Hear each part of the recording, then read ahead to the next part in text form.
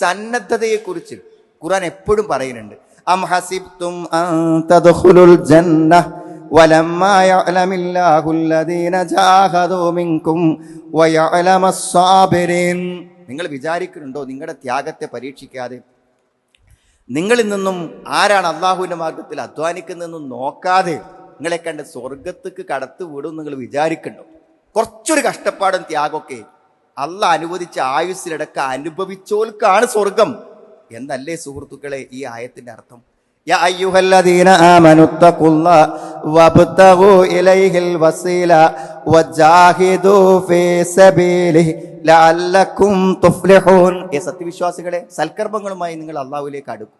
നല്ല കാര്യങ്ങൾ പരമാവധി ചെയ്തിട്ട് നിങ്ങൾ അള്ളാഹുവിന്റെ സാമീപ്യം നേടൂ. വജാഹിദൂ ഫീ സബീലിഹി, അവന്റെ മാർഗത്തിൽ നിങ്ങൾ ജിഹാദ് ചെയ്യും. എല്ലാ നന്മകളും ചെയ്യാൻ വേണ്ടി പറഞ്ഞിട്ട് അള്ളാഹ് അത് എടുത്തു പറഞ്ഞു. കുറച്ച് നിങ്ങളൊരു കഷ്ടപ്പാടും ബുദ്ധിമുട്ടൊക്കെ അള്ളാഹ്ക്ക് വേണ്ടി അനുഭവിക്കൂ എന്ന്.